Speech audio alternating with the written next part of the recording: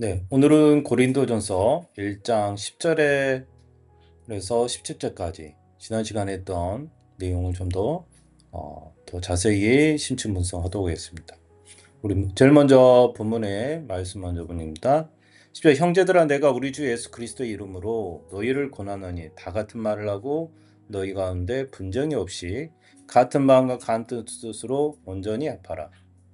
내 형제들아 근로의 지편에서 너희에 대한 말이 내게 들리니 곧 너희 가운데 빈정이 있다는 것이라.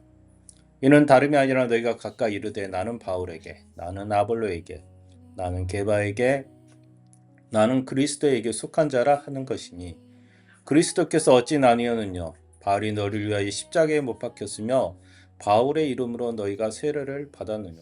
그리스도와 가이오에는 너희 중에 아무에게도 내가 세례를 주지 아니한 것을 감사하노니 이는 아무도 나의 이름으로 세례를 받았다 말하지 못하게 하려 함이라. 내가 또한 스데바나 집사람에게 세례를 주었고 그 외에는 아무에게도 다른 아무에게도 세례를 주었는지 알지 못하노라. 그리스도께서 나를 보내시면 세례를 주게 하려 하심이 아니요 오직 복음을 전케 하려 하심이니 말의 지혜로 하지 아니함은 그리스도의 십자가가 헛되지 않게 하려 함이라. 오늘의 본문의 말씀처럼 지금 교회 상황이 분열되어 있죠. 우리 가정의 분열도 마찬가지입니다. 과연 교회의 분열을 어떻게 연합으로 끌어내느냐. 물론 권면도 있어야 되고요. 경고도 있어야겠죠. 그러한 내용을 보도록 하겠습니다. 연합의 권면, 오늘 본문에서 나오는 내용입니다. 파라칼라. 권면하는 내용이죠. 바울이 권면합니다. 권위적인 명령이 아니라 어떻게 우리가 형제를 바탕으로 호소를 하는 거죠. 호소를. 우리의 가정 안에서도 그럽니다. 명령으로 해서 연합을 할 수는 없어요. 우리 친구 간에 싸웠을 때 물론 서로 사과의 명령일 수 있어요. 그런데 지금은 명령이 아닌 형제를 바탕으로 호소를 전달하고 있는 것입니다. 교회가 연합되기 위해서는 뭡니까? 같은 말, 같은 마음, 같은 뜻으로 하나가 되는 것을 원하는 것입니다.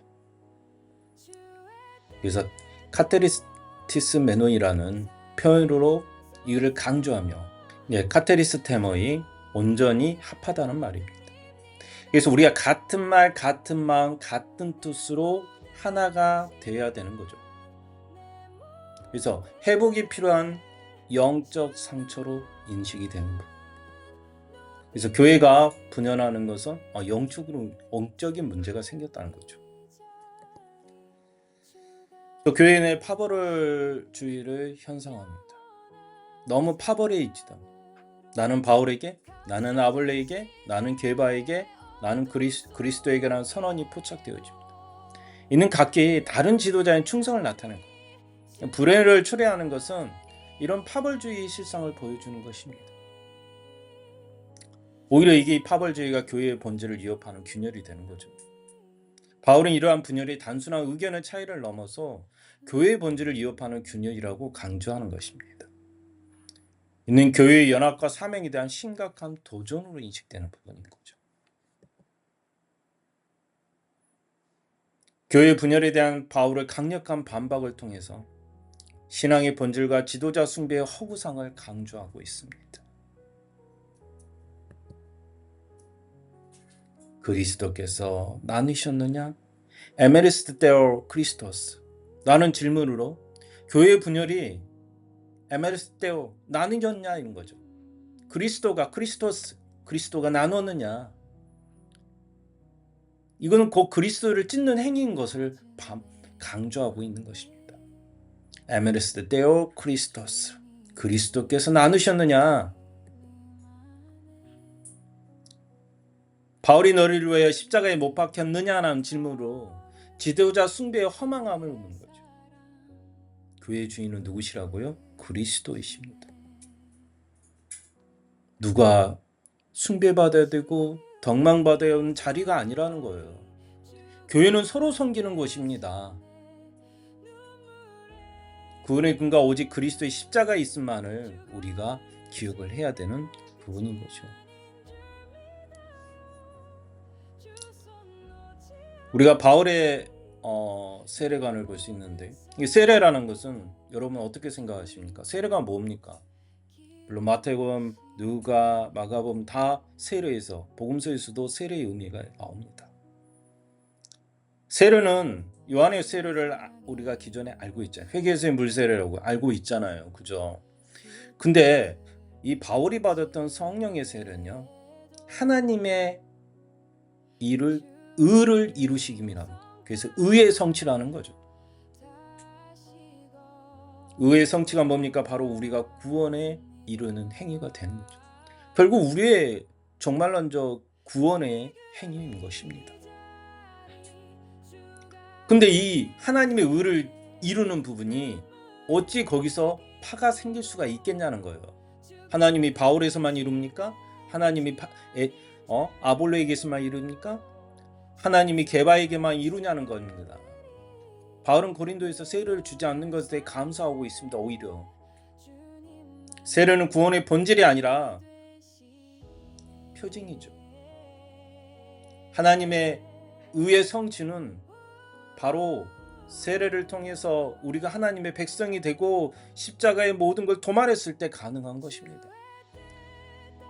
우리의 죄사함, 구약서도 쭉 있어왔던 부분이잖아요. 그럼 왜 우리가 십자가가 필요한 겁니까? 왜 요한의 세례만 봐도 그냥 끝나면 되는 거지, 왜 구원의 십자가 왜 필요하냐는 거예요.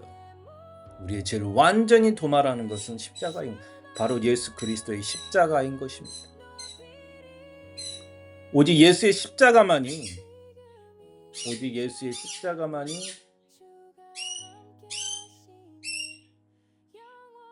우리 새들도 우리 앵무새도 안녕이라고 얘기하죠. 그죠?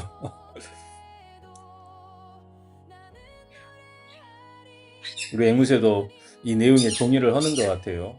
맞아요. 의의 성취는 누구를 통해서? 십자가를 통해서. 우리 앵무새가 정확하게 동의를 하는 부분입니다.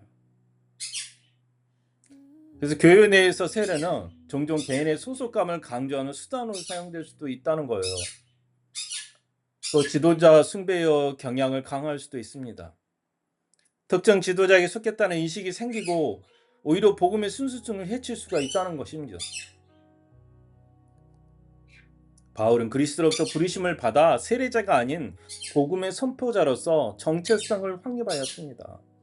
이는 그의 사명이 세례보다 복음을 전파하는 데 있음을 강조합니다. 안녕이 아니라 아멘으로 들립니다. 우리 앵무새 소리가. 십자가의 능력을 강조합니다. 바울의 복음 지혜의 말이나 웅변술에 기하지 않으며 오직 십자가의 능력에 의존하는 것입니다. 이는 교회의 정체성을 사람의 지혜가 아닌 하나님의 능력에 두어함을 나타내는 거죠. 바울의 메시지는 고린도의 수사학적 문화와 말을 얼마나 잘합니까? 그런 가변가라는 거예요. 교회가 세상적인 지혜가 아닌 하나님의 능력의 뿌리를 두어야 함을 상기시키고 있는 내용입니다. 우리 실학적 의미를 여기서 마지막으로 짚습니다. 교회의 진정한 열함은 그리스도에 관계없이 비록되며 행정적으로 통일되는 이런 건 다른 거죠. 인간 중심의 신앙은 십자가 복음의 본질을 왜곡하고 사람 중심이 되어서는 안 됩니다. 세례는 구원의 기초가 아니며 그리스도의 복음을 증언하는 상징으로 이해해야 한다는 거예요. 우리의 형식에 너무 지나치다 보면요, 본질을 잊어버려요. 아멘 아멘. 우리 앵무새도 아멘 아멘 하지 않습니까? 교회의 존재와 사역은 인간의 지혜가 아닌 십자가 사건의 뿌리를 두고 있습니다.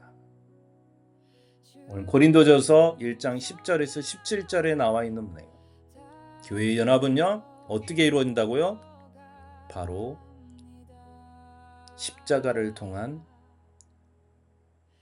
구원의 말씀으로 오직 그리스도처럼 그리스도의 생각, 그리스도의 마음, 그리스도의 행동으로 바뀌어져야 됩니다. 끊임없이 자기 자신을 내려놓는 거, 이게 가장 중요하다고 얘기하는 것입니다. 교회라는 것은 나 자신을 자꾸 내려놓는 거. 내가 먼저 드러나면 안 돼. 누가 드러나야 돼? 그리스도가 드러나야죠. 내가 어떤 선행을 하고 어떤 의를 행했다 해서 내가 먼저 드러나 버리면 안 돼. 제가 원래 착해서 그렇습니다. 아니에요. 그리스도가 내 안에 계시니까 가능한 거예요. 오해를 하면 안 돼. 이것 또한 오해를 하면 안 돼요. 사람의 성품은 바뀌어요, 안 바뀌어요? 안 바뀌어요. 사람의 성품을 누르는 게 그리스도의 마음인 거예요. 그리스도의 마음을 쓰니 그 성품이 내려지는 거예요. 그래서 내가 사는 것이 아니라 그리스도가 내 마음에, 내 몸에 사시는 것입니다. 오늘도 가정과 직장과 학교와 모든 삶 속에서 사는 여러분, 진정한 우리가 하나가 되는 길은요, 그리스도의 마음만 가지고 계시면 돼요. 순종의 마음을 저와 여러분이 소유하기를 간절히 축원합니다.